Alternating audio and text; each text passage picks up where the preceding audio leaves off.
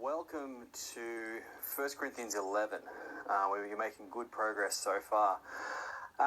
So a lot of what I've been talking about has been just trying to understand Corinthians within its own context, because it's very easy for us as 21st century Christians to simply impose our practice and our understanding onto a first century text.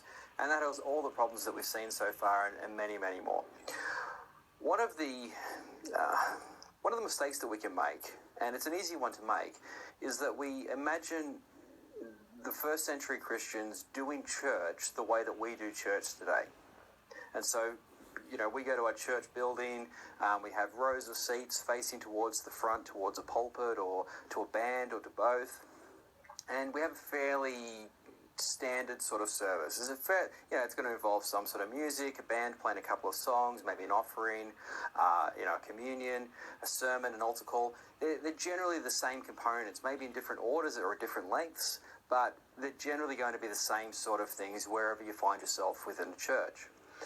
And that's all good and well. There's nothing wrong with any of that. That's just the way we do church. That's our modern development over 2,000 years of church history and doing various things and so forth. 2,000 years ago, when all of this was getting started, none of that there wasn't even anything close to that. First of all, you don't have a church building. You meet it in people's houses, and they don't set rows of seats up, and there wasn't a pulpit, there wasn't a sermon or anything of that sort. There were small rooms. Sometimes they were tiny little claustrophobic rooms. That was all that particular church group could afford. That was the only thing that was available to them. They basically met wherever they had space. But what was common to what they did was that at every time they got together to do church, quote unquote, they'd have a meal. Really, the whole service was built around the meal.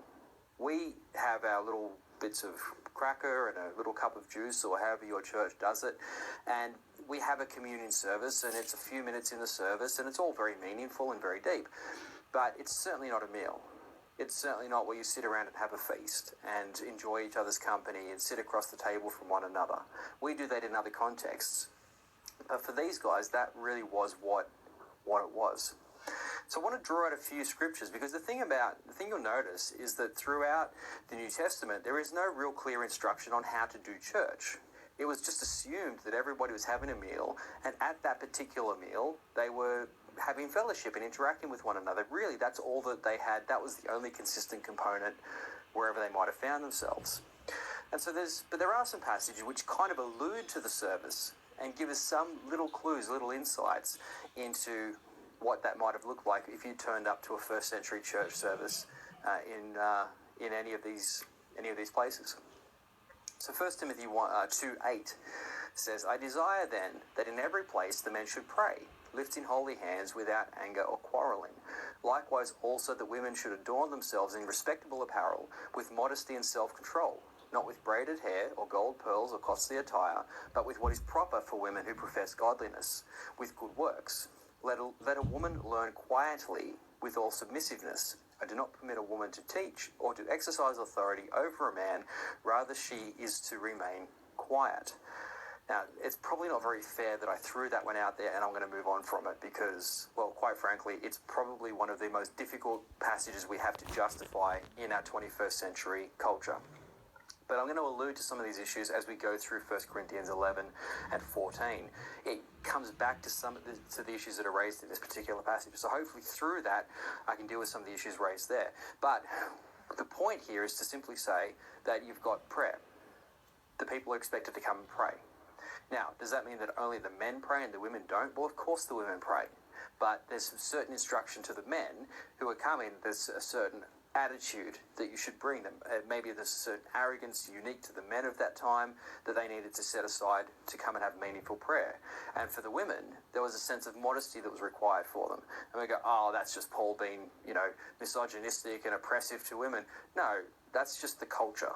That's just how people are expected to behave. And so anyway, we'll talk a lot more about that through this session. James 2:1 says, "My brothers, show no partiality as you hold the faith of our Lord Jesus Christ, the Lord of glory. For if a man wearing a gold ring and fine clothes comes into your assembly, and a poor man in shabby clothes also comes in, and if you pay attention to the one who wears the fine clothes and say, 'You sit here in a good place,' while you say to the poor man, 'You stand over there,' or 'Sit down at my feet,' have you not then made distinctions amongst yourselves and become judges with evil thoughts?"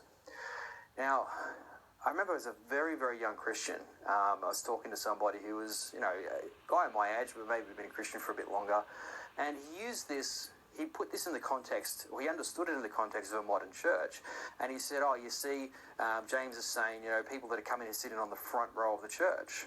And I didn't really know any better. I'm like, oh, okay, that's obviously what he's talking about, giving people the best seats at the front row, to the elites, and then to say to the poorer people, "You guys sit in the back row." Well, the problem with that is that they didn't have rows. They didn't have pews. They didn't have a stage. What James is talking about here is the meal. And as we're going to see, the table for the meal was set in a horseshoe shape, and at the top of the table was the host, who was the head of the meal, and then in descending order of importance would be where people would be seated. And that's just how any meal was done. We'll talk a lot about that in this coming video. But what James is simply saying here is that when somebody comes into your service, you see the rich man and you say, "You sit here on the right-hand side and get the best seat," and you, poor person, you sit down there on the floor and I'll throw you some scraps. That's what he's talking about.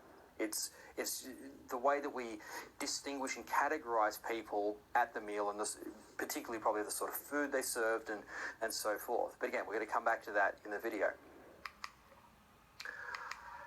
Colossians 4:16 says, "And when this letter has been read amongst you, have it also read in the church of the Laodiceans, and see that you also read the letter from Laodicea." So what's expected, or what's part of this service, is that these letters are read out. Now, it doesn't mean they have a different letter every week, but when Paul sends a letter, absolutely certainly it's going to be read out at the table as a part of the meal, as part of the gathering. Now, in the event that you might have a number of house churches in a city, there's no place big enough for everyone to be in the same place at the same time. It's possible that at Corinth we have that. In the house of Gaius, maybe not, but certainly there's a clue that it may be. So Colossians 4:16 says, "And when this letter has been read amongst you, have it also read in the church of the Laodiceans, and see that you also read the letter from Laodicea." So there's, as a part of the service, a letter would be read out. And so that's what Paul's doing when he writes these letters. He's expecting them to be read out, because 90% of the people are illiterate, so there's no point giving it to them saying, "Here, read this." They can't read it anyway. Now, whether or not the church itself, everyone was in the same place, possibly that was the case in Corinth. Maybe in some situations you've got a number of different groups in different houses. Whatever the case was, part of the meal, a letter would be read out if one has been sent, and then read to all the different house groups. 1 Timothy 4:11 says, "Command and teach these things. Let no one despise you for your youth, but set the believers an example in speech, in conduct, in love, in faith, in purity. Until I come, devote yourself to the public reading of Scripture, to exhortation, and to teaching." So there's a strong component here of Scripture, and of course it's referring to what we would call the Old Testament, as well as teaching and exhortation. And so there is a sermon that's involved with this. If it's not a letter, then it's reading of Scripture, and it's unpacking that and looking at how that might apply in principle to this new context in which they find themselves. 2 Timothy 4:1 says, "I charge you in the presence of God and of Christ Jesus, who is to judge the living and the dead, and by his appearing of his kingdom, preach the word. Be ready in season and out of season, reprove, rebuke, and exhort with complete patience and teaching. For the time is coming when people will not endure sound teaching, but having itching ears, they will accumulate for themselves teachers to suit their own passions, and will turn away from listening to the truth and wander off into myths." So again, there's this strong teaching component. So as a part of the meal, they would eat, they would enjoy each other's company, maybe pray, maybe sing some hymns, and then there would be some sort of message, some sort of teaching, a letter being read out, or scripture being read, or something to that effect. So all of these, the recognizable components, but in a very different format, in a very different context to what we understand today. And that's very important for us to understand when we come to look at these passages ahead of us. So one final one before we finish up this video. This is a letter. So this is a guy by the name of Pliny. Now, Pliny's a governor in a place called Bithynia, and he's writing to the emperor at the time, Trajan, I believe it was, and he's writing there to report to him about things that have been happening in the province that he's been given to look after. Now, he's writing about the end of the century, so about 100 AD, thereabouts. And now he's got this issue with Christians, and the Christians have been refusing to engage in the imperial cults. We've talked about this already. They're refusing to worship the emperor, and this is very problematic. And so Pliny's trying to deal with these reprobate Christians who are just not playing the game, who are not towing the line. So he talks about, it's a longer letter, and he talks about the way that he's dealt with them. But what's very interesting is his observation of what he sees when the Christians come together to meet. Very interesting. He says this: "They asserted, however, that the sum and substance of their fault or error had been that they were accustomed to meet on a fixed day before dawn and sing responsively a hymn to Christ as to God, and to bind themselves by oath not to some crime, but not to commit fraud, theft, or adultery, not falsify their trust, nor to refuse to return a trust when called upon to do so." So they meet on a fixed day, which is of course Sunday, and then they meet early in the morning. Why did they meet early in the morning? Well, because Sunday was a work day. So their Sunday is our Monday. So they've all got to go to work. So the first thing they do, before dawn, they get up, because your working hours are sunrise to sunset. You get up before dawn, they come together, and they meet together, and they look each other in the eyes, and they make a promise to each other that they're going to uphold the values of Christ, that they're going to live lives of integrity. They sing some songs, some hymns, probably the Psalms, and there may be a prayer, and then they go about their day. So there's a morning gathering, and that's how they start their week. And so it's a very profound, beautiful way to start your week, to come together with you in fellowship and just to hold each other accountable to being Christians. Incredible. When this was over, it was their custom to depart and to assemble again to partake of food, but ordinary and innocent food. So just assemble again after work. So they come back together for that night and they have dinner. Even this, they affirmed, they had ceased to do after my edict, by which, in accordance with your instructions, I had forbidden political association. So if you remember, we talked about this a couple of videos ago, where anyone that got together, the emperor had eventually banned, because they could be plotting some sort of insurrection. Accordingly, I judged it all the more necessary to find out what the truth was by torturing 2 female slaves. Now, just pay attention to this. It's tragic what's happening, but torturing 2 female slaves who were called deaconesses. But I discovered nothing else but depraved, excessive superstition. Female slaves, right? There's females, there's slaves, then there's female slaves. They're below the scum on the bottom of the barrel. The Christians say they're our leaders. So you talk about inverting the social order. The 2 chief leaders of this particular Christian gathering are female slaves. Just let that sink in for a moment, particularly if you want to still argue with me to say that women aren't meant to be in ministry. They used female slaves. Anyway, the only thing you could come to the conclusion of was that it was some excessive superstition. In other words, completely innocent. So there are a few clues for us as to what this early church community used to do when they come together to meet. And there's really not much more, except for 1 Corinthians 11 through to 14, because at this point, there's a whole lot of issues that are going wrong in this Corinthian community when they come together to meet that Paul has to address. So jump in, let's go jump into the next video.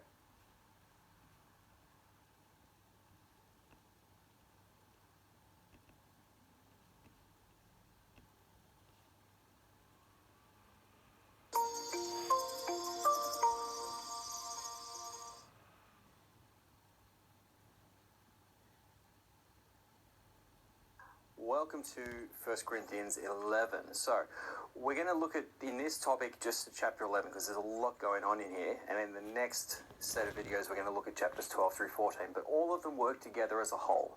Chapter 11, 12, 13, 14, all of them are dealing with an overall issue of the Corinthians are just going stupid at church. It's just just crazy.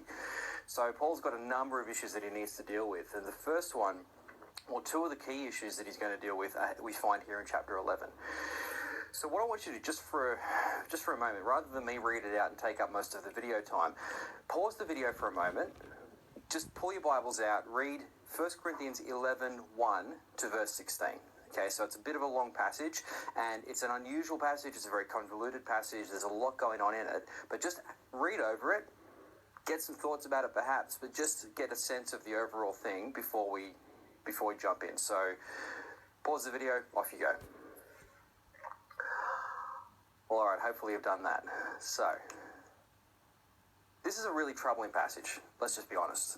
It's a really difficult one, because the question comes down to, what on earth do you do with it? If you're being biblical, if you want to be literal, that would assume that you ladies have to wear head coverings every time you go to church. And there are certain denominations that practice this, and you may be aware of them, or you've seen them, or you've grown up in them, whatever. At the very least, that's the implication. But I think there's some more disturbing implications of that, in that this seems to assert very clearly a male headship and a female submission. And this is a passage that's used in this to make this case that that women must naturally submit to men. It's somehow in the created order, and so forth and so forth. Just a spoiler alert, I completely disagree with that. And that's what I'm going to argue for. Now, the thing about this passage is there's lots of different interpretations of it, and it is a troubling passage, and at the end of the day, you're probably never going to hear a sermon preached from it, because what do you do with it? It's just really awkward. So let's work through it, because it's an important one, and it has a lot to speak to us still today, but not necessarily how it's been used in the past. So, here we go.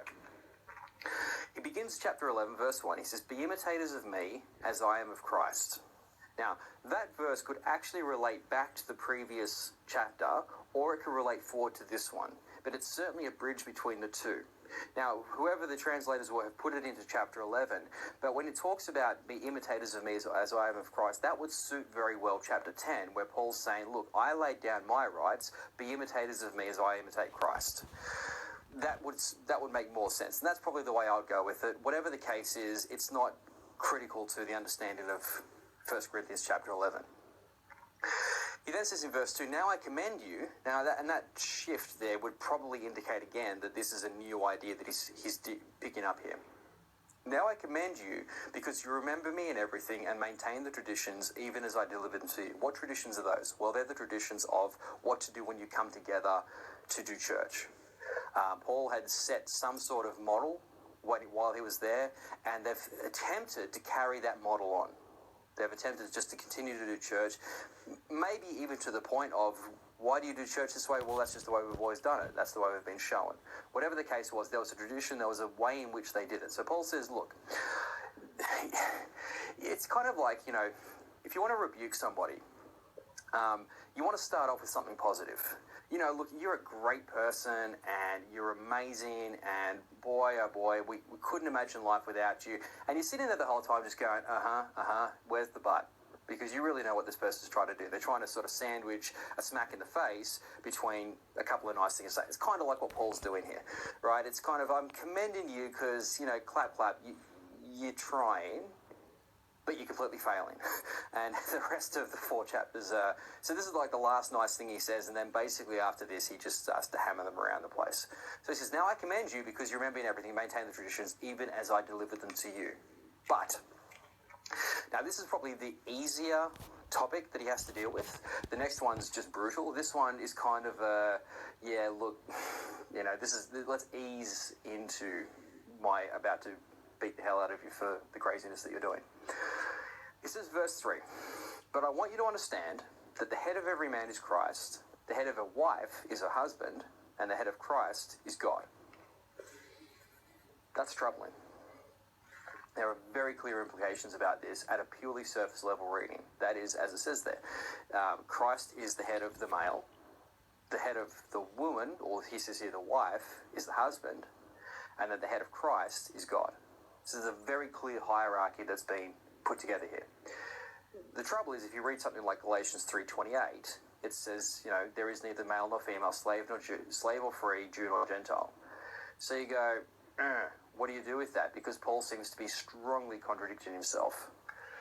And it is easy, and it has been done, that you take this verse and you say, so there you are, ladies, submit to the men, because Paul says it right there in Corinthians 11. Oh, and then while you're at it, don't forget the head covering. Well, you know what? I might just stop the video here, because I think we'll take it enough time. There's a lot to be said about this.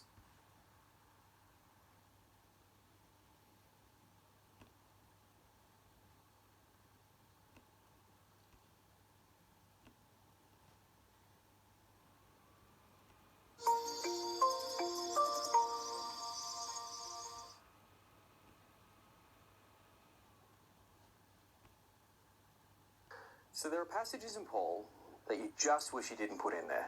I mean, honestly, it's just, what do you do with this? In fact, this chapter 11...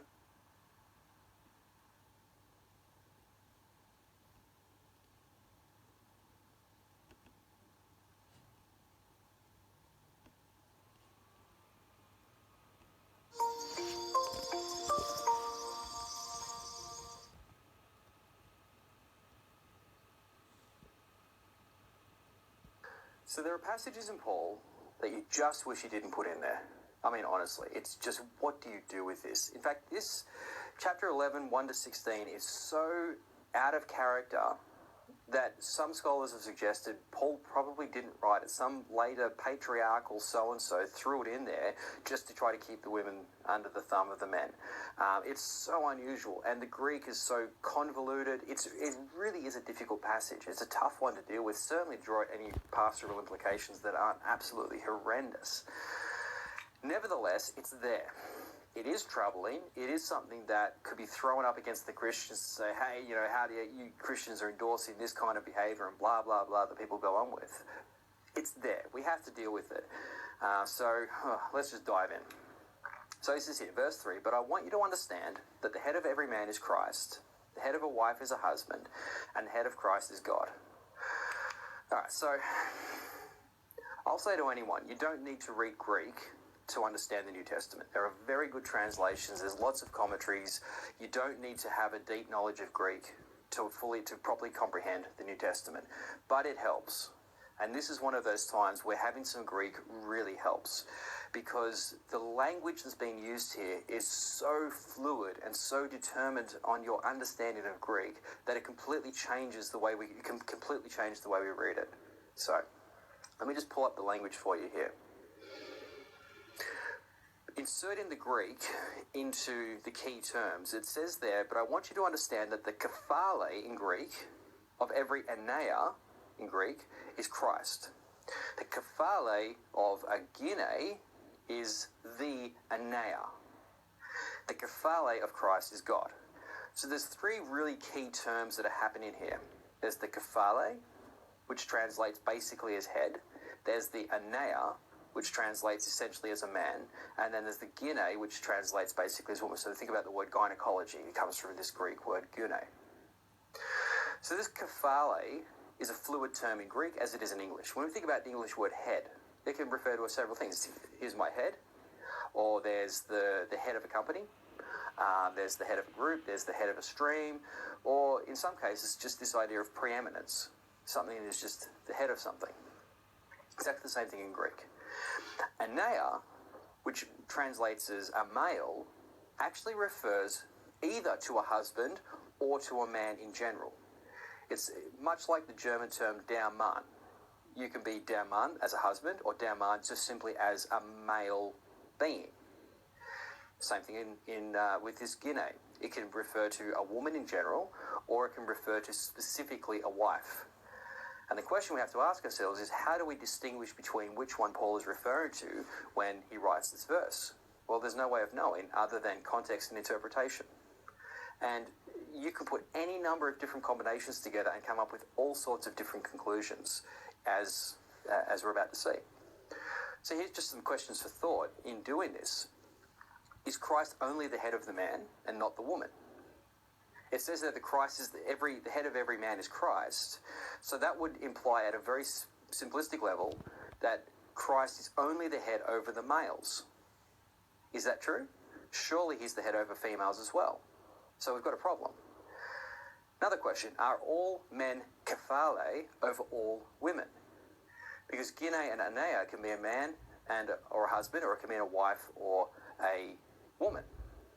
So when it says there that the gine, the head of the gine is the anea, the head of the female is the male, is it saying that the head of every female is every male? Is it saying that the head of every woman is every husband? Is it saying that you see what I'm saying here? So you've got to bring it would make no sense to say that the head of every female is every male, because that would mean my 18-month-old son is the head of my wife. Well, that's not real. He may think it's real, but it's certainly not. So there has to be something realistic about the application of this. So we would have to assume what Paul is inferring here is that the head of every wife is the husband. Now that's still problematic, but it's far less problematic than to suggest that Paul's saying that the head of every woman is a man, because that's just wrong. Is Christ subordinate to God? If God is the head of Christ, then that messes with our whole Trinitarian theology, because that would suggest that Christ is somehow inferior to God. We know he's not. We know he's equal with God. He is God. So how is it possible that Christ, in general, or God, in general, is the head of Christ overall? That just messes with our whole theology. Is this a general statement about the created order, or is it something more specific? And now here's the really key question. Is this a universal principle for all times and all places, for all people everywhere, inside or outside of Christ? Or is it only specific to a certain time and a certain place and a certain group? Now, we've seen so far that everything Paul has addressed has been specifically to the Corinthians about specific issues. So it would go along, it would probably make sense to at least begin as a starting point that perhaps there's an issue going on just in Corinth to which Paul is speaking. Now, he seems to be giving very general advice, making a very general universal statement. But there's already some flaws in this universal statement depending on how we want to interpret it. So we've got some problems here. We've got some interpretive issues here that we need to address in order to better understand this. This is going to be, okay, so this is my translation of it. This is how I would read the Greek, and it's not just that I've made this up. This is based on a lot of other scholarship that sort of says the same thing. How I would read this verse would be this way. But I want you to understand that preeminent over every male is Christ, right? And I might actually even change that to say husband, because it gets us closer to the context. But certainly here, it's clearly referring to the men, and it's saying that Christ is the head over the men, or in this case, preeminent over.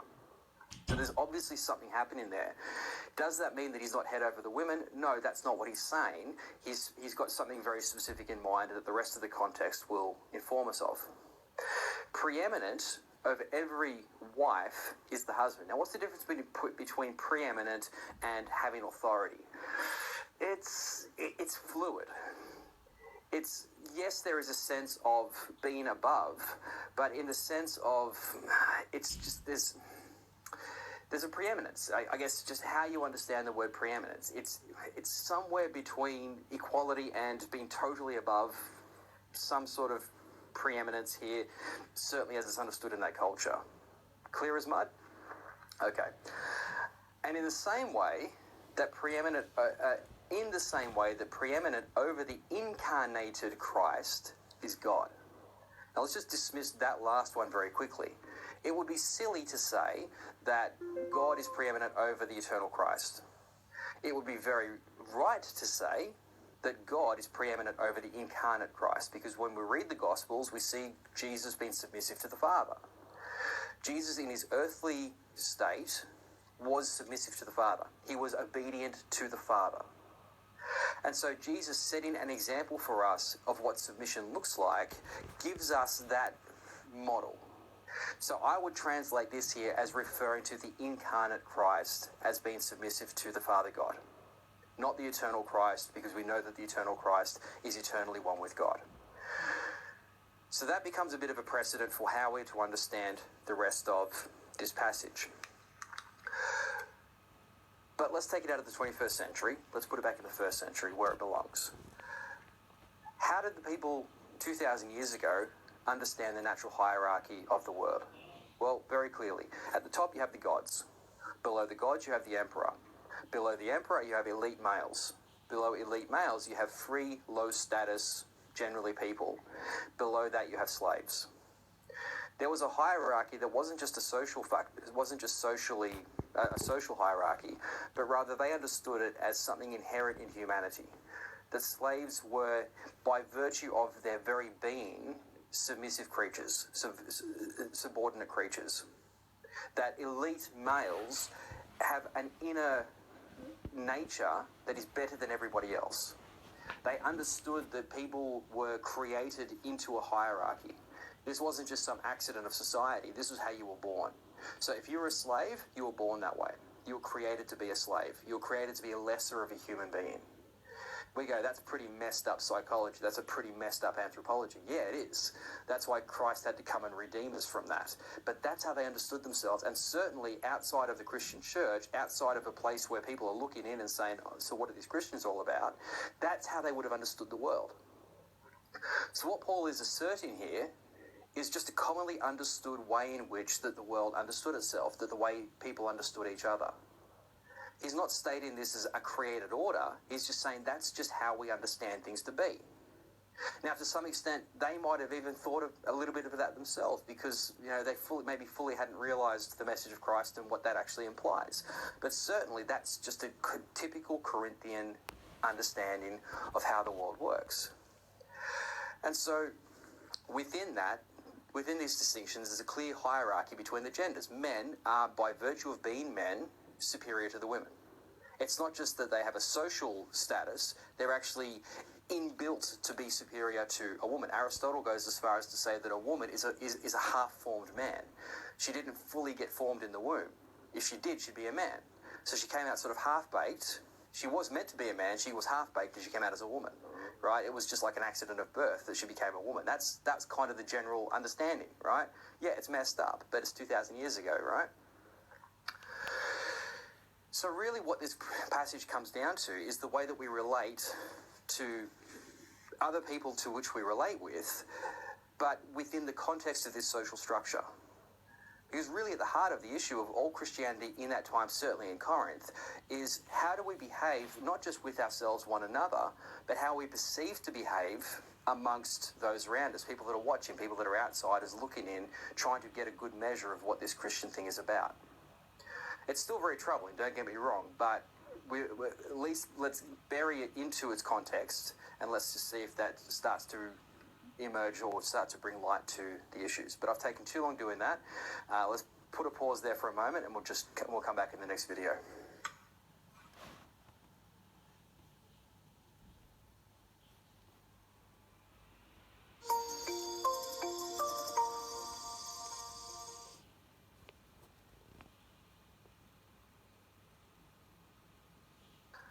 All right, so we're delving into some complex Greek issues here.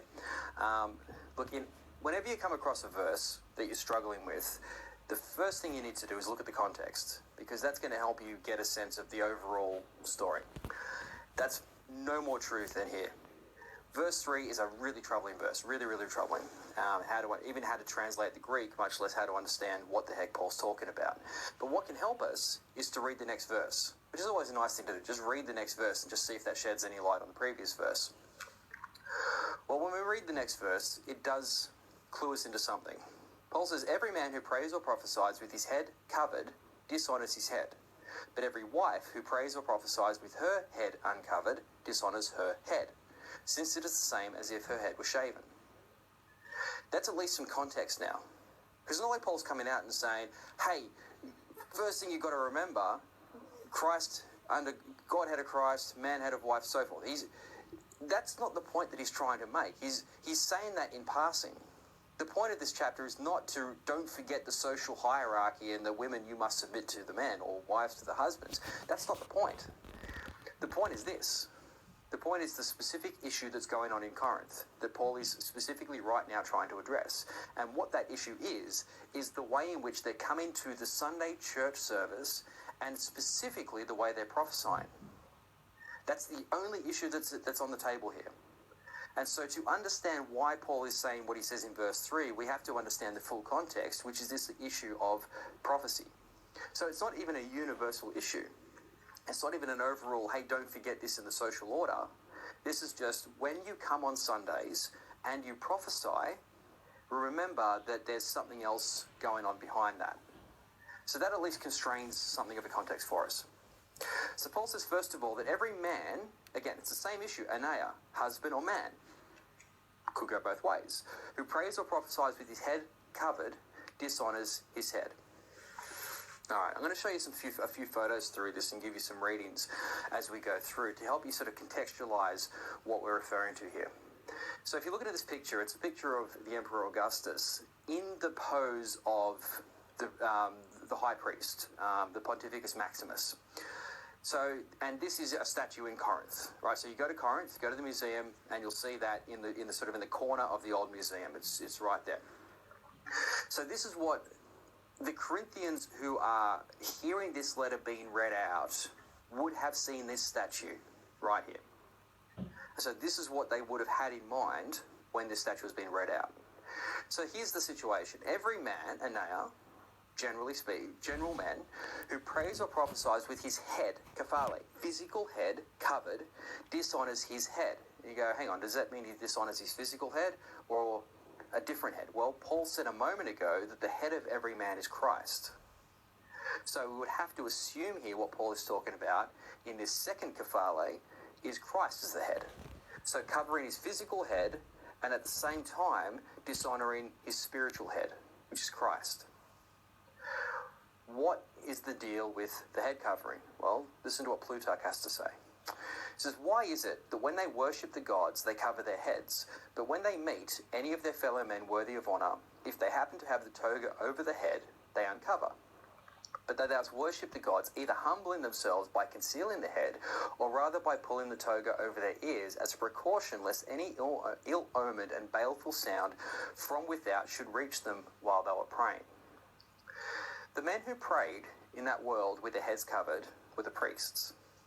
Now, the only people who could be priests were those of the high status, or those of wealth. Because to get the position of a priest of a particular cult, you needed to be wealthy enough to sustain that position for 12 months. Remember, we talked about this as the head of the synagogue. You need to be a rich person to be able to do that. Same is true for if you're the head of a particular cult. So as the priest of a particular cult, you have the financial responsibility to look after things, and so you need to be wealthy to begin with. But in doing it, in getting the position, it's a great sign of honor.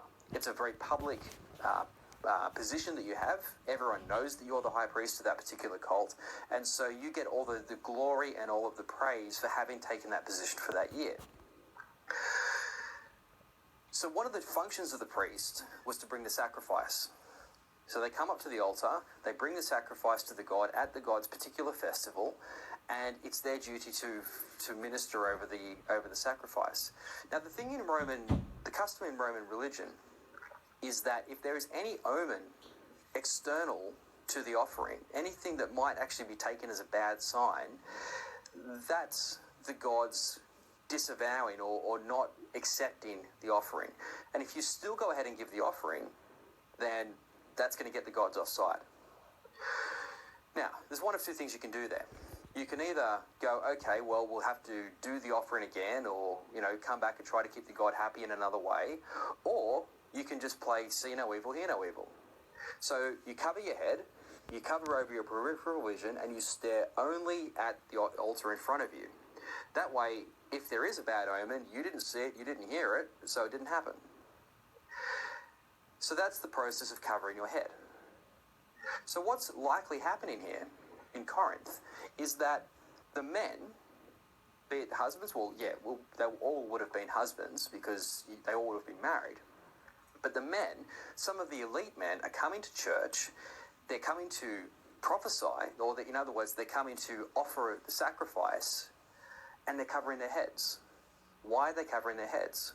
Well, as a symbolic reminder to everybody else of their high status. They're coming to, by putting the head covering on, it's to remind everybody in the room, look at me, look how important I am. You can't put a head covering on because you're not important like me. Now here's the question. How on earth does that behaviour possibly honour Christ? Well, of course it doesn't. That's the point. That sort of behaviour actually completely dishonours Christ. Or as Paul says, dishonours his head, which is Christ. So what Paul is dealing with here is an arrogance. It's an attitude that says, I'm better than you, and I'm going to prove it in the middle of the church service. What would that look like today? Well, pulling up in your expensive car, taking the premier parking spot, and making sure that as you walk in your gold-plated suit, that everybody can see how important, how special you are as you go and sit on the front row with all of the pomp and ceremony, and don't forget how important I am, and everybody bow down and kiss my feet. Or something to that effect. Of course, he would never do that. But that sort of, I want to make sure that I exert my status in this context where status actually has no bearing. Because to do that, to exert status, to make yourself better than somebody else at the church service, is to actually completely tear apart and diminish the body of Christ. So you don't want to do that. So Paul says straight up, you men, when you cover your heads as a way of trying to look so spectacular and so important, Jesus doesn't like that. So my advice would be stop it. Just stop it. So that's what he deals with the men. But then we have a bigger issue, and we'll come to that in the next video, which is, what about the women who are uncovering their heads?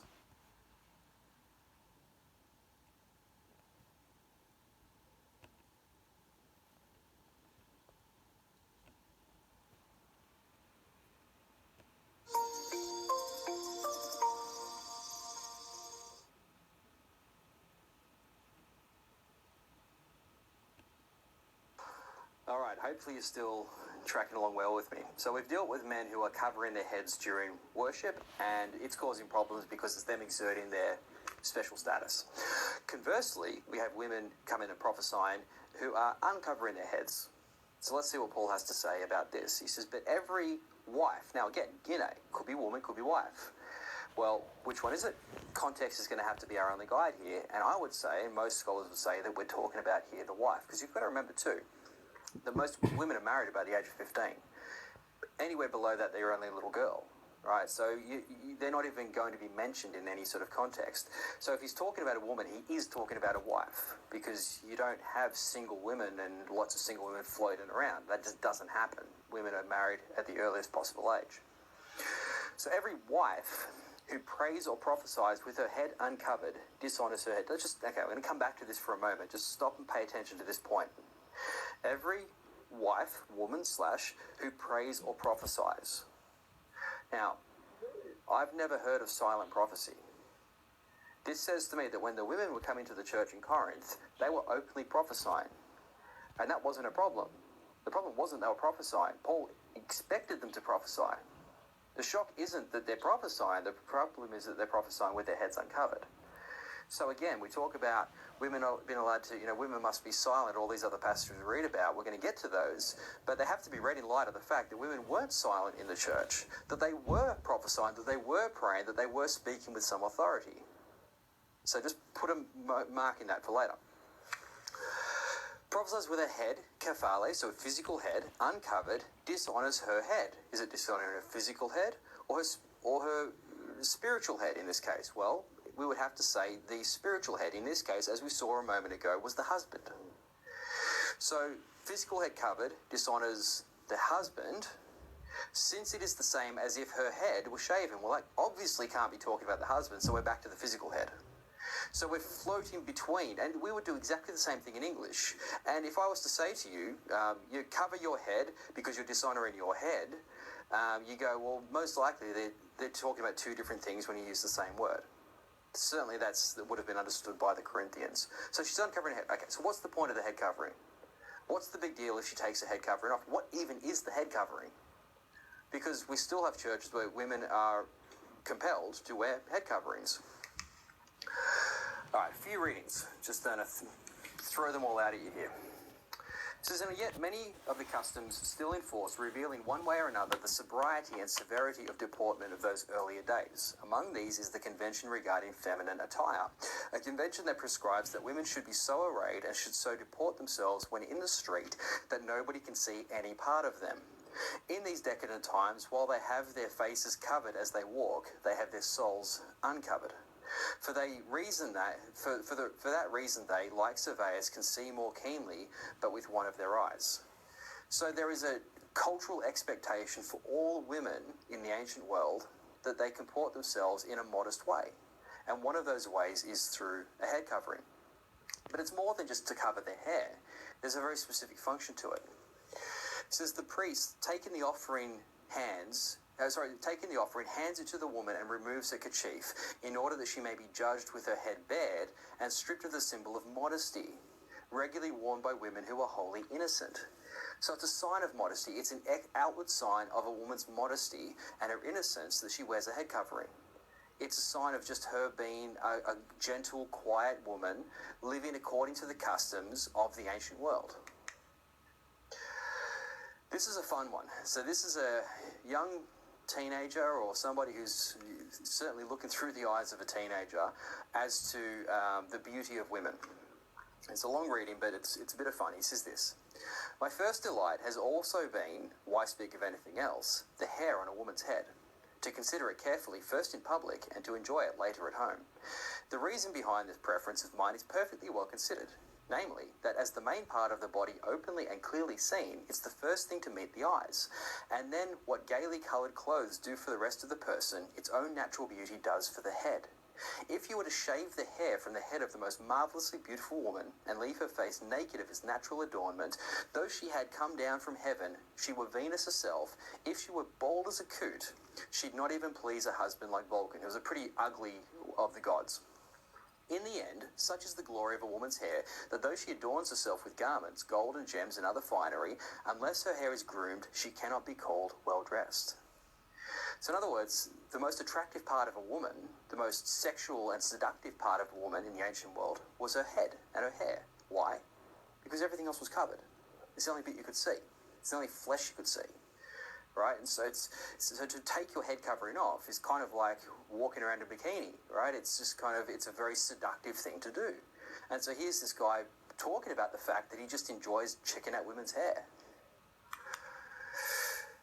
Another one, so if anyone should speak to young girls who are attired in the garments of slaves, he will be considered to be guilty of a minor offence, and still less if they are dressed as prostitutes and not as respectable women.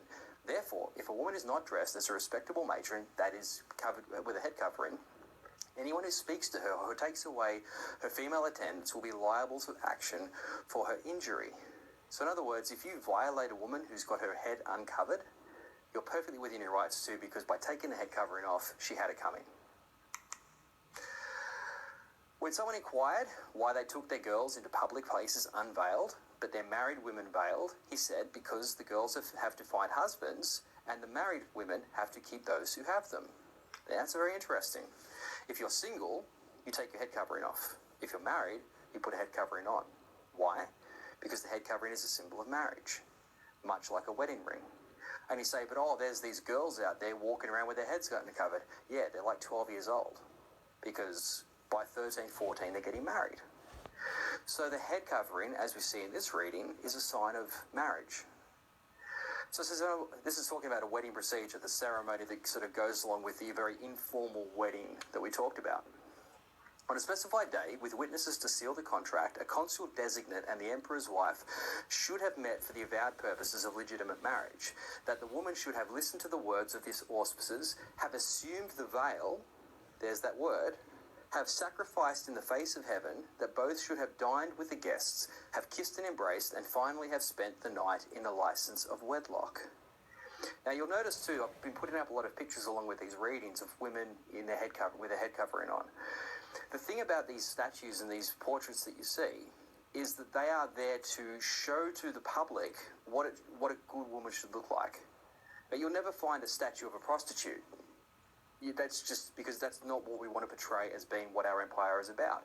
So if you're going to put up a statue of a woman, she's going to be covered, have a head covering on. She's going to be adorned in a way that's very modest, because it's kind of like the cover of a magazine. It's like saying this is what is appropriate. This is what the fashion is. So the statues function in this same way. So all of these statues that you see of these women are very modestly adorned, and most often will have the head covering, because as we've seen here, the head covering is a symbol of marriage. This is Tacitus talking about the Germans, what he observed amongst them. He says this: adulteries are very few for the number of the people, Punishment is prompt and is husband's prerogative. The hair is closely cropped, stripped of her clothes. Her husband drives her from his house in the presence of his relatives and pursues her with a lash through the length of the village. That's how we deal with adulterous women in the German villages. Shave her head, strip her naked, and then whip her publicly through the streets. So, conversely to having your head covering, which shows your modesty, if you are an immodest woman, particularly if you're an adulteress, you can expect your hair will be shaved, because your hair is a sign of your modesty. It's a sign of your femininity in this culture. Again, Dia says, a woman guilty of adultery shall have her hair cut off and be a harlot.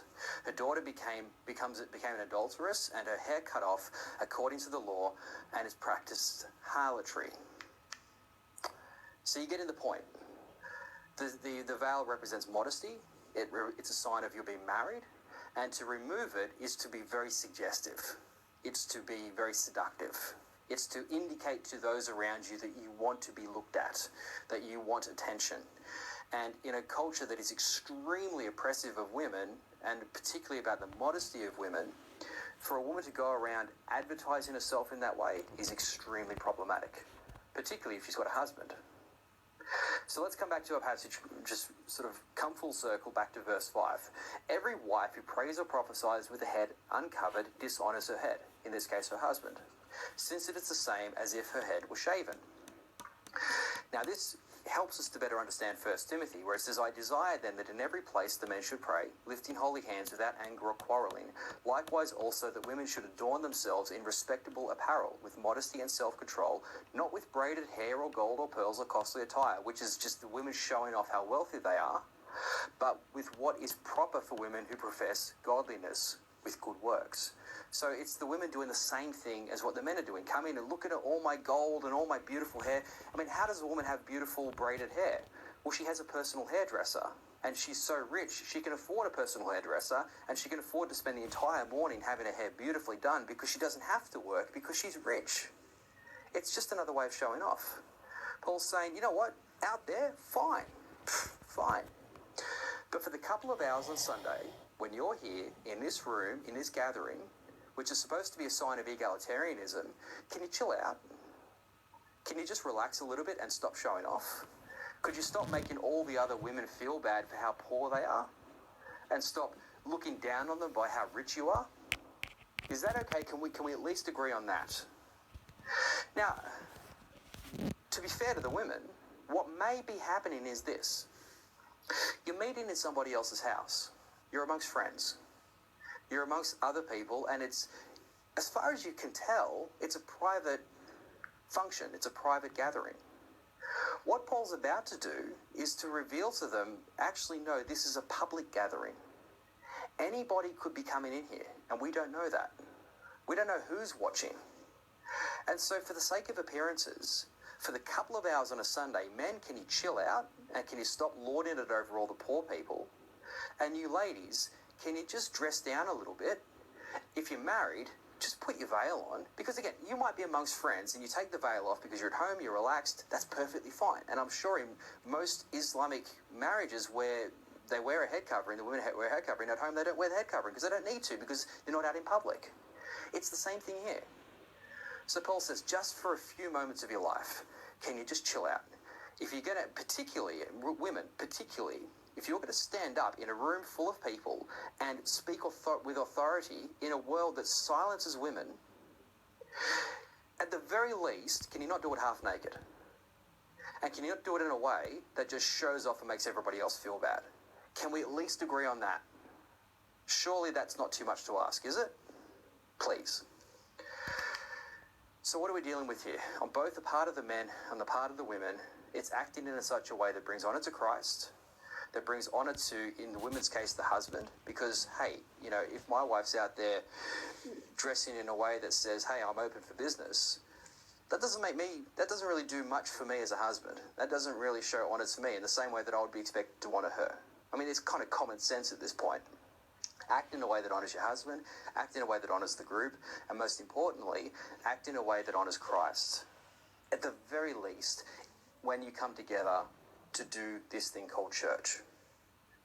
Now, the passage isn't finished yet. There's still a long way to go, but hopefully that's starting to bring some clarity to what has been some pretty difficult verses in Corinthians. But I'll see you in the next video.